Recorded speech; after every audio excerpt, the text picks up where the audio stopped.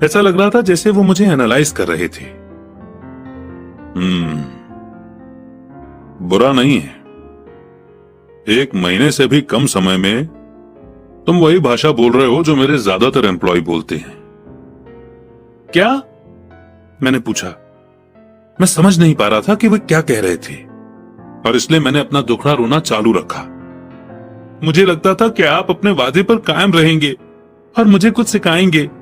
इसके बजाय आप तो मुझ पर अत्याचार करना चाहते हैं। यह तो जुल्म है, सरासर जुल्म। मैं तुम्हें सिखा तो रहा हूं, अमीर डैडी ने धीमी आवाज में कहा। आपने मुझे क्या सिखाया है? कुछ भी नहीं। एक बार मैं चंद सिक्कों में काम करने के लिए तैयार हो गया, उसके बाद तो आपने मुझसे बात तक नहीं की। 10 सेंट हर घंटे के लिए। मैं आपकी शिकायत गवर्नमेंट से करूंगा। हमारे देश में भी चाइल्ड लेबर कानून है। आप तो जानते ही हैं कि मेरे डैडी गवर्नमेंट के लिए काम करते हैं। शाबाश, अब तुम उन ज्यादातर लोगों की भाषा बोल रहे हो जो कभी मेरे लिए काम करते थे। वे लोग या तो जिन्हें मैंने नौकरी से निकाल दिया है या जिन्होंने खुद मेरी नौकरी छोड़ दी है। तो इस बारे में आपको क्या कहना है? और मुझे यह लग रहा था कि कम उम्र के बावजूद मैं बहादुरी से बातें कर रहा था। आपने मुझसे झूठ बोला। मैंने आपके लिए काम किया और आपने अपना वादा पूरा नहीं किया। आपने मुझे कुछ भी नहीं सिखाया। कौन कहता है कि मैंने तुम्हें कुछ नहीं सिखाया है? मेरे अमीर डैडी ने शांति से कहा। मैंने 3 हफ्ते तक काम किया और इस बीच आपने सिखाना तो दूर रहा, मुझसे कभी बात तक नहीं की। क्या सिखाने का मतलब सिर्फ भाषण या बातचीत ही होता है? और क्या? इस तरह से वो तुम्हें स्कूल में सिखाते हैं, पर जिंदगी तुम्हें इस तरह नहीं सिखाती। और मेरा मानना यह है कि जिंदगी सबसे बढ़िया टीचर होती है। ज्यादातर वक्त जिंदगी आपसे बातें नहीं करती, ये एक तरह से आपको धक्का देती है। हर धक्के के जरिए जिंदगी आपसे कहती है, जाग जाओ, मैं तुम्हें कुछ सिखाना चाहती हूं। यह आदमी कैसी बेसिर पैर की बातें कर रहा है? मैंने अपने आप से पूछा। जिंदगी अगर मुझे धक्का देती है तो इसका मतलब कि जिंदगी मुझसे बातें करती है। अब मैं जान चुका था कि मुझे यह काम तुरंत छोड़ देना चाहिए। मैं किसी ऐसे आदमी से बातें कर रहा था जो पागल था और जिसे ताले में बंद रखे जाने की जरूरत थी। अगर तुम जिंदगी के सबक सीखते हो तो इससे तुम्हें बहुत फायदा होगा। अगर तुम ऐसा नहीं करते हो तो जिंदगी तुम्हें लगातार धक्के देती रहेगी। लोग 2 चीजें करते हैं। कुछ लोग जिंदगी के धक्कों को सहन करते चले जाते हैं, बाकी लोग गुस्सा हो जाते हैं।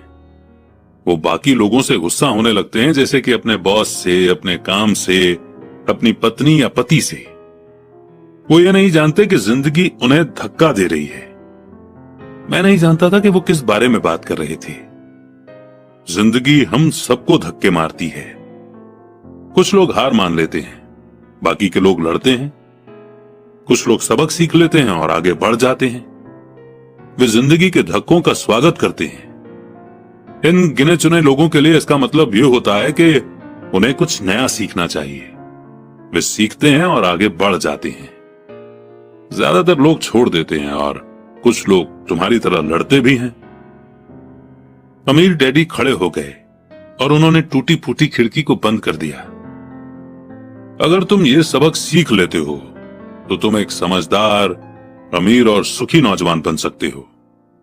अगर तुम ये नहीं सीखते हो तो तुम जिंदगी भर अपनी समस्याओं के लिए अपनी नौकरी, कम सैलरी या अपने बॉस को कोसते रहोगे।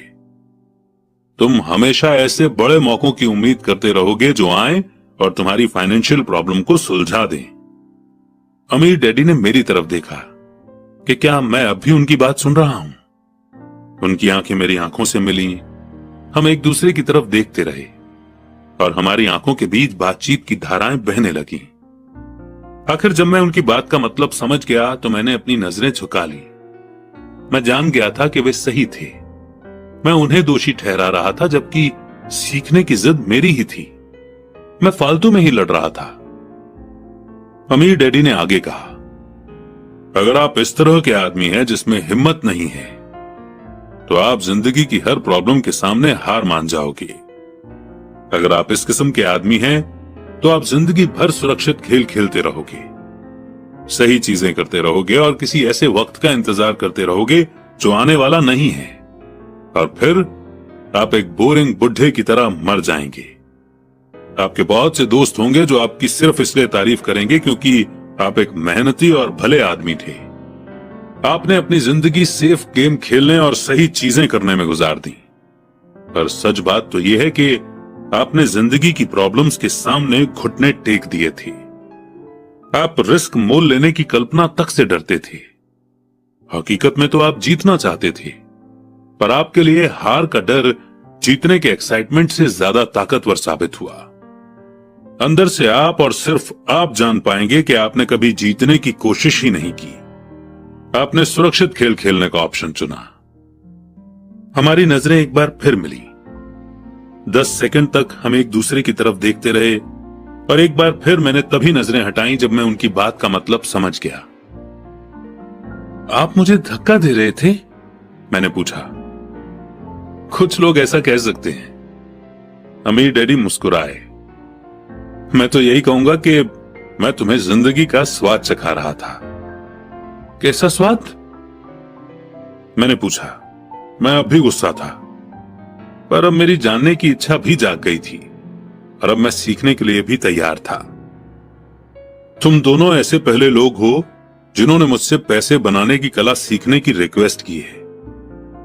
मेरे पास 150 से भी ज्यादा एम्प्लॉइज हैं, पर उनमें से एक ने भी मुझसे पैसा कमाने की कला के बारे में कभी नहीं पूछा। वे मुझसे नौकरी मांगते हैं, सैलरी मांगते हैं, पर पैसा बनाने की कला नहीं सीखना चाहते। तो ज्यादातर लोग इसी तरह अपनी जिंदगी के सबसे बेहतरीन साल पैसे के लिए काम करने में बर्बाद कर देंगे और आखिर तक ये कभी समझ ही नहीं पाएंगे कि दरअसल वे किसके लिए काम कर रहे हैं। मैं पूरा ध्यान लगाकर उनकी बात सुनता रहा।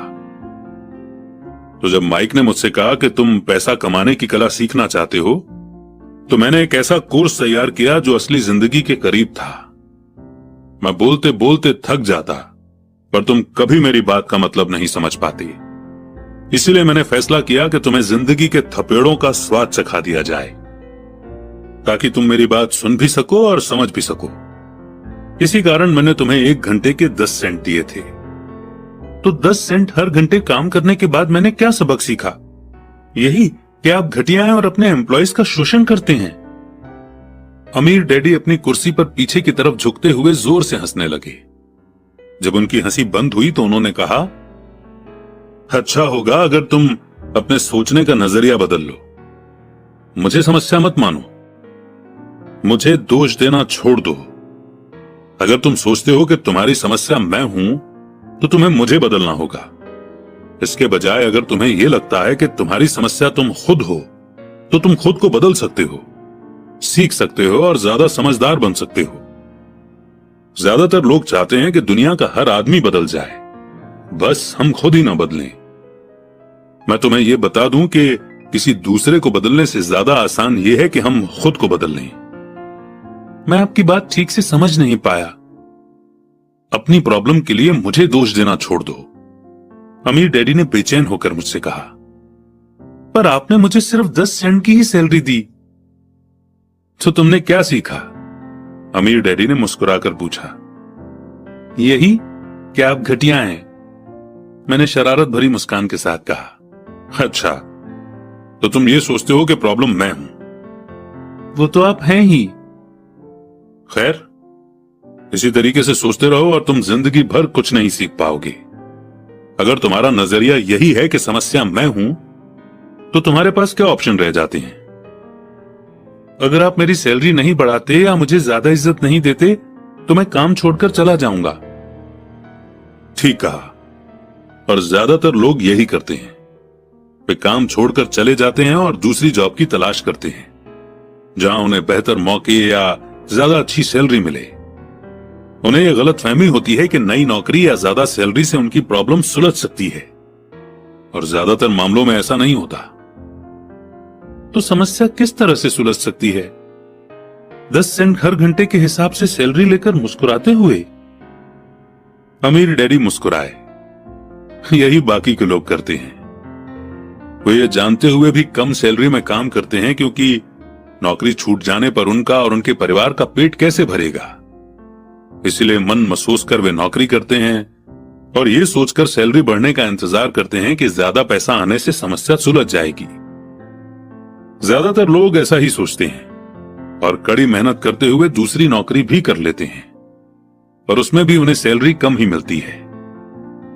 मैं फर्श को घूरता रहा। अब मैं अमीर डैडी के सबक को समझने लगा था। मुझे यह एहसास हो गया था कि यही जिंदगी का स्वाद है। आखिरकार मैंने ऊपर की ओर देखा और अपना सवाल दोहराया, तो फिर यह समस्या किस तरह सुलझेगी? इस सवाल के जवाब में अमीर डैडी ने मुझे वो बेशकीमती नजरिया दिया जो उन्हें अपने एम्प्लॉइज और मेरे गरीब डैडी से अलग करता था और जिसकी बदौलत वे हवाई के सबसे अमीर आदमी बनने वाले थे, जबकि मेरे पढ़े लिखे गरीब डैडी जिंदगी भर पैसों की तंगी से जूझने वाले थे।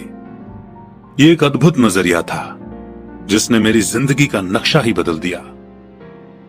अमीर डैडी ने मुझे बार बार ये नजरिया याद दिलाया जिसे मैं पहला सबक कहूंगा।